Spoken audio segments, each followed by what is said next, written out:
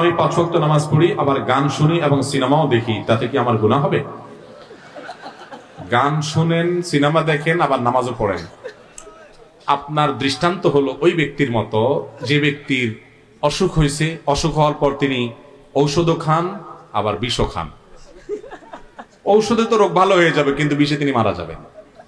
ভাইরা আমার, হারাম যেগুলোকে আল্লাহ তাআলা হারাম করেছেন সেগুলো এমনি এমনি হারাম হয় নাই ভাই। মিউজিক এবং অশ্লীল গান, গানের কথা যদি ভালো হয়, সেখানে মিউজিক্যাল ইনস্ট্রুমেন্ট যদি ব্যবহার হয়, এগুলো মানুষের অন্তরে কপটতা তৈরি করে, ইমানি চেতনাকে নষ্ট করে, আস্তে আস্তে আল্লাহ থেকে মানুষকে দূরে সরায় দেয়। খুব কম সংখ্যক মানুষই এগুলোর আসক্তি থেকে একটা পর্যায়ে পরিপূর্ণ তাকওয়ার পথে আসতে পারে। অনেকে আসে, আল্লাহ যাদেরকে তৌফিক দেন। এই জন্য এগুলোকে আল্লাহ তাআলা হারাম করেছেন। আপনি এগুলো ছেড়ে কোরআনে কারীমের তেলাওয়াত করেন, তেলাওয়াত শুনেন, এবং ইসলামের সুস্থ ধারার বহু বিনোদনের ব্যবস্থা রেখেছে। ভাই, খালি গলায় আপনি গান গান, আমরা অনেকে জানি না, আমাদের নবী করিম সাল্লাল্লাহু আলাইহি সাল্লাম খন্দকের যুদ্ধে পরীক্ষা খনন করার সময় কষ্টের চোটে, সবাই কষ্টে আপনার পাথর কাটছে, ক্ষুধার্ত, নবী সাল্লাল্লাহু আলাইহি সাল্লাম গেয়ে উঠেছেন, কবিতা আবৃত্তি করেছেন, ছন্দের তালে তালে গেয়ে উঠেছেন। এবং হুনাইনের যুদ্ধে সবাই ছত্রভঙ্গ হয়ে গেছে, নবী সাল্লাল্লাহু আলাইহি সাল্লামের সাথে 70-80 জন মানুষ মাত্র ছিলেন, যেখানে 10,000 মানুষ আসছে, 10,000 না 13,000 মনে হয়।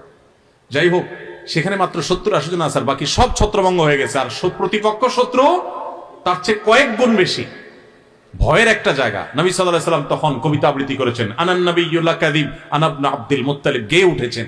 ভাইরা আমার, আমাদের শ্রমিক ভাইরা দেখবেন কষ্টের কাজ করলে গান ধরে, খেয়াল করছেন? গীত ধরে না, এটা কিন্তু ন্যাচারাল একটা বিষয়। নবী সাল্লাল্লাহু আলাইহি সাল্লাম মসজিদে নববী নির্মাণের সময় কষ্টের কাজ, পাথর টানাটানি কাজ এবং খন্দকের যুদ্ধে, হুনাইনের যুদ্ধে গেয়ে উঠেছেন। খালি গলায় আপনি গান গান, দেশের গান, সমাজের গান, বাবা মার গান, আল্লাহর গান, রাসূলের গান, যে গানের কথাগুলোর ভিতরে ভালো কিছু আছে, কিন্তু মিউজিক্যাল ইনস্ট্রুমেন্ট ব্যবহার করলে সেখানে শয়তান আপনার মনকে দখল করে, আপনি টেরও পান না, আস্তে আস্তে অন্তরে কপটতা তৈরি হয়।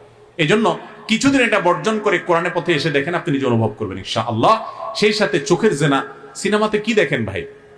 বলে যে সিনেমাতে আপনার এক ভিলেন ভাই কোন একটা টেলিভিশন অনুষ্ঠানে আমার সাথে গেস্ট হিসাবে আসছিলেন, তো উনি প্রসঙ্গত বলতেছিলেন যে দেখেন, আমরা এই যে ভিলেনের অভিনয় করি, কেন করি?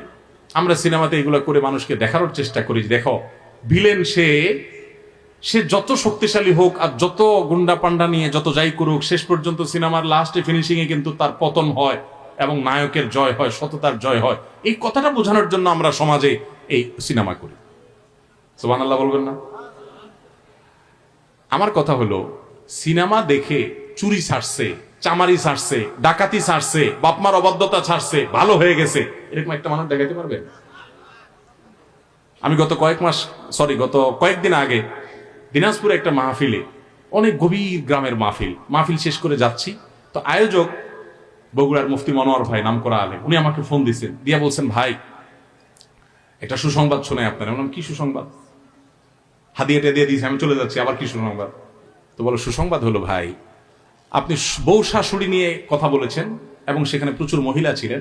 এক বৃদ্ধা তার বাড়িতে যাওয়ার পর তার বৌমার সাথে তার দীর্ঘদিন কথাবার্তা নাই, আলাপ সালাপ নাই, দা কুমড়া সম্পর্ক, ইউক্রেন রাশিয়া যুদ্ধের মতো, একজন আরেকজনের চেহারা দেখতে পারে না, বিশেষ করে বউর প্রতি শাশুড়ি জুলুমটা করছে মূলত।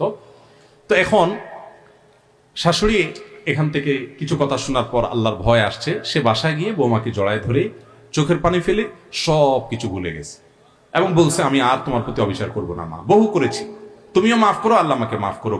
এই কাজটা করে ভদ্রমহিলা আবার ফোন করে আয়োজকদের কাকে ফোনে জানাইছে, তারা আমাকে জানাইলেন।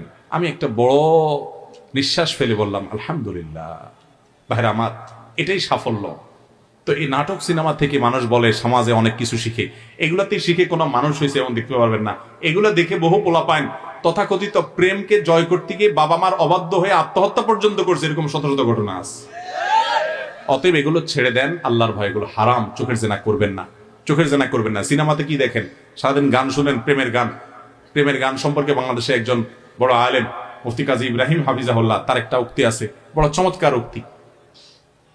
তিনি বলেছেন, ফাক্কাল্লাহু আসরাহ, মুফতি সাহেব বলেছেন যে ভাই, এই যে অবৈধ প্রেম, 2 নম্বর সম্পর্ক, বিবাহবদ্ধ যেটা হয়, এটার আলটিমেট রেজাল্ট কি জানেন? আলটিমেট রেজাল্ট হলো জ্বালা পোড়া, অস্থিরতা, মনে হয় যে সুখ শান্তি, সুখ শান্তি হয় না। সুখ শান্তি ওই স্বামী স্ত্রী জামাই বই হয় শেষ পর্যন্ত, ওই জায়গায় হয় না। বলে প্রমাণ, উনি বলে প্রমাণ হলো প্রেমের যত গান আছে এটার নাম দিছে প্রেম। আমার প্রেম বলতে লজ্জা হয়, এটা বন্ডামি। কিসের প্রেম?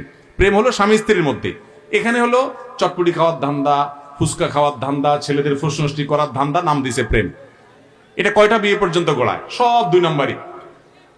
কয়েকটা মেয়ের সাথে বদমাইশিতে লিপ্ত, এদিকে হুজুর এসে বলে হুজুর মহিলা মাদ্রাসার একটা মেয়ে দেখবেন আমার জন্য। আমি বহুত ছেলেকে এরকম দেখছি যে হাব বাবা এরকম ব্যক্তিগতভাবে চিনি, তখন সাবধান করি, কারণ বিয়ে করার সময় রাবিয়া বলছি খুঁজে আর দুনিয়ার আকাম কোকাম করে। যাই হোক, তো এই প্রেমের গান বলে যেগুলারে বলেন আপনারা, এগুলোর বেশিরভাগ দেখবেন যে জ্বলে গেল রে, পুড়ে গেল রে, শেষ হয়ে গেল রে, বাঁচাতে পারবে না কেউ, আমি মরে গেলাম রে, শেষ হয়ে গেলাম রে, ঠিক না? ওর ধ্বংস এমনি দুনিয়া থেকে হয়ে গেছে, আল্লাহর গজবের উপর এমনি নাজিল হয়ে গেছে। এই জন্য হারামে কখনো আরাম নাই। অতএব ভাইরা আমার, 5 ওয়াক্ত নামাজ যে ভাই পড়েন তিনি মেহরবানি করে এই হারামগুলো ছেড়ে দেন, এগুলো করবেন না। বেতন কম সেজন্য জন্ম নিয়ন্ত্রণ করা জায়েজ হবে কিনা? ভাইরা আমার, এই উদ্দেশ্যে যদি কেউ জন্ম নিয়ন্ত্রণ করেন যে আমার উপার্জন কম, এখন ছেলে হলে কি খাওয়াবো, তাহলে এটা হারাম। এই জন্ম নিয়ন্ত্রণ করা জায়েজ, এই উদ্দেশ্যে জন্ম নিয়ন্ত্রণ করা জায়েজ না। আল্লাহ বলেছেন লা তাকতুলু আওলাদাকুম খাশিয়াতা ইমলাক নাহনু নারযুকুকুম ওয়া ইয়াহুম, নাহনু নারযুকুহুম ওয়া ইয়াকুম। তোমরা তোমাদের সন্তানদেরকে রিজিকের ভয়ে কি খাওয়াবে এই চিন্তায় হত্যা করবা না, ভ্রূণ হত্যা করবা না, খবরদার তোমাদেরকে। এবং তাদেরকে আল্লাহ বলেছেন আমি রিজিক দান করব। ওমা মিন দাব্বাতিন ফিল আরদি ইল্লা আলাল্লাহি রিজকুহা। ধরা পৃষ্ঠে যত প্রাণী আছে রিজিকের দায়িত্ব কার? আল্লাহ। অতএব সন্তানকে এই উদ্দেশ্যে দুনিয়া থেকে আশা থেকে বঞ্চিত করবেন না, বা ভ্রূণ হত্যা করবেন না, বা জন্ম নিয়ন্ত্রণ করবেন না। হ্যাঁ, আপনার স্ত্রীর অসুস্থতা আছে, এখন পরিবেশটা অনুকূলে না, 2টা বাচ্চা হওয়া, বা বাচ্চা হলে মুহূর্তে রাখার কেউ নাই, ধরার কেউ নেই, দুজনেই কাজ করেন, একটু জটিল, একটু সময় নিতে চাচ্ছেন, বা কোনো অন্য যৌক্তিক কারণ আছে, তাহলে সেক্ষেত্রে আপনি অস্থায়ী জন্ম নিয়ন্ত্রণ করতে পারেন। ভাইরা আমার, মহিলা মানুষ কার সাথে দেখা করতে পারবে, এবং মহিলা মানুষ মারা গেলে কবরে তাকে কে রাখবে? ভাইরা আমার, মহিলার মাহরাম যারা, তারা তাকে কবরে রাখতে পারে। যেমন কথার কথা ভাই রাখবে, বাপ রাখবে, যে কোনো মাহরাম যারা আছেন তারা রাখবে, ছেলে রাখবে, যে কোনো মাহরামরা রাখবে যথাসম্ভব।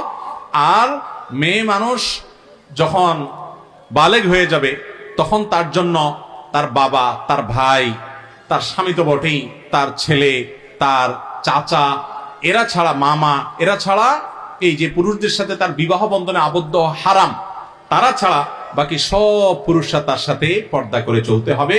তিনি তাদের থেকে নিজেকে, নিজের সৌন্দর্যকে লুকানোর চেষ্টা করতে হবে। পর্দার এই বিধানটা ফরজ। এটা নারীর নিরাপত্তা, এটা নারীর সম্ভ্রম, এটা নারীর ইজ্জত।